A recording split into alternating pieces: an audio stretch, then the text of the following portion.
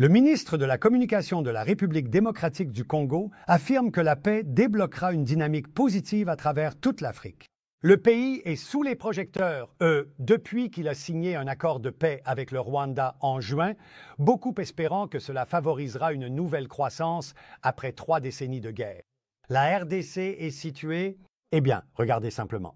Elle se trouve au centre de l'Afrique et possède d'immenses ressources minérales. Tout le monde en veut une part. Malheureusement, dans de nombreux cas, ils la prennent déjà par la force. Le président Trump s'est souvent attribué le mérite de l'accord de paix entre la RDC et le Rwanda sur la côte Est, enfin à la frontière Est, devrais-je dire. J'ai mis fin à cette guerre et dans tous les cas, elle faisait rage avec d'innombrables milliers de personnes tuées.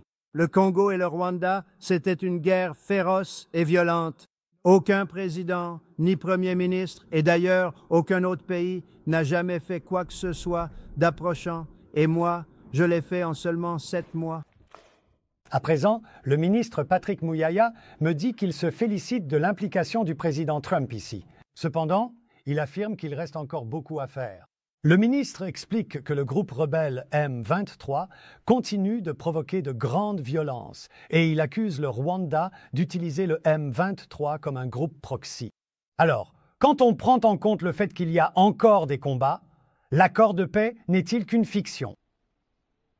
La paix viendra parce que la paix ne peut pas venir simplement parce que vous signez. Il y a beaucoup de choses que nous devons faire sur le terrain. C'est pourquoi c'est nécessaire.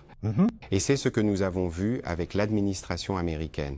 Une implication pour s'assurer que ce que nous mettons sur le papier, chaque partie le respectera. Nous faisons notre part et je ne suis pas sûr que le Rwanda remplisse son rôle comme il le devrait. Ce n'est pas seulement parce qu'il y a un processus autour des Américains, mais il y a aussi un processus à Doha avec les Qataris où le Rwanda ne joue pas son rôle avec sa marionnette pour s'assurer qu'il respecte ce que nous devons faire afin d'obtenir la paix que nous voulons. Les États-Unis, le président américain est transactionnel, donné pour recevoir.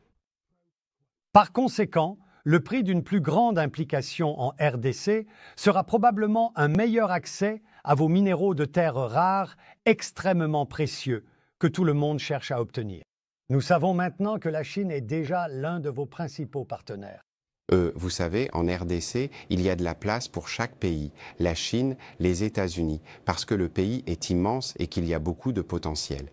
Ce que nous avons observé avec le président Trump, ce n'est pas seulement, comme vous l'avez dit, un accord transactionnel. Non. D'abord, je pense qu'il travaille à ramener la paix pour s'assurer que les enfants puissent aller à l'école, pour s'assurer que les femmes ne soient pas violées. Mais en même temps, nous avons un partenariat stratégique avec les États-Unis depuis des années maintenant. Et entre-temps, nous parlons pas seulement des ressources minérales, nous parlons d'énergie, nous parlons d'environnement, nous parlons d'infrastructures, parce que la RDC, et je terminerai là-dessus, est l'un des pays les plus importants au monde, non seulement parce que nous possédons tous ces minéraux stratégiques. En raison de notre position au centre de l'Afrique avec 9 voisins, et nous avons le projet du corridor de Lobito qui est financé par les Américains, ce qui est un très bon exemple de ce que nous pouvons faire pour nous et pour l'Afrique. Je voudrais revenir sur cette idée de la partie orientale du pays. Les gens comme moi qui ont couvert l'Afrique pendant de nombreuses décennies se lassent vraiment des guerres incessantes qui ne semblent jamais prendre fin. La corruption qui s'améliore un peu, mais ne s'améliore jamais vraiment en termes de... je ne parle pas de votre pays en soi, je parle, vous savez, collectivement. L'Afrique acquiert son potentiel, s'élève-t-elle. L'Afrique en plein essor. Elle est censée s'élever depuis longtemps, on pourrait penser qu'elle l'aurait déjà fait. Vous savez, l'Afrique, c'est la jeunesse du monde parce que vous avez d'abord ces ressources humaines jeunes. Nous avons ces ressources minérales. Quand on regarde la situation en RDC ou le potentiel de la RDC, il est immense. Juste un petit rappel. En 1942, lorsque le projet Manhattan a commencé, l'uranium utilisé pour Little Boy venait de la RDC, venait de Chikumbi.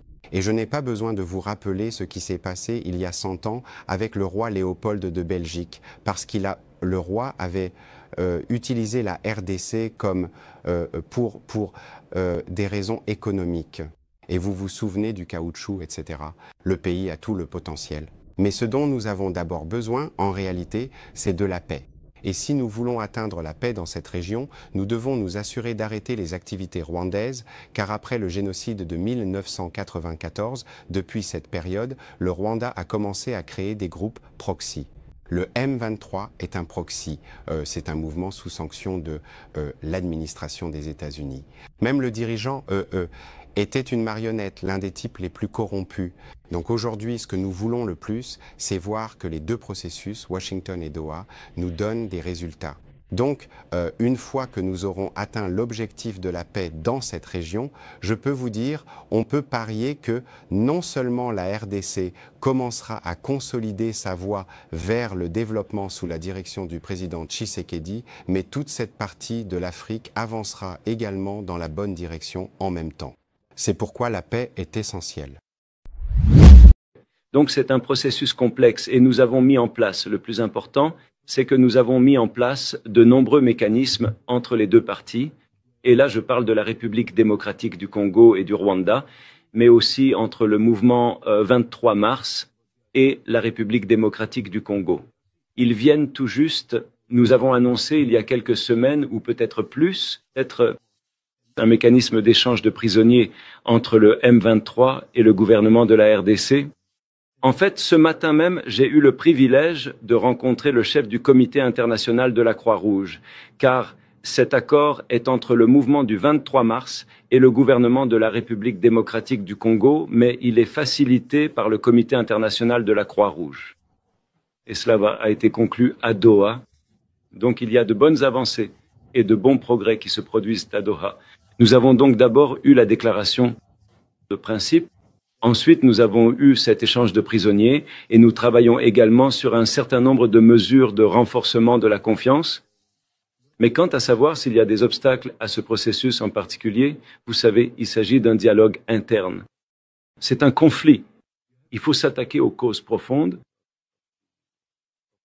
du conflit. Et les deux parties ont accepté de traiter les causes profondes dans la déclaration de principe du 12 juillet. Donc, je crois qu'il y a 9 grands axes de travail et certains d'entre eux peuvent prendre du temps.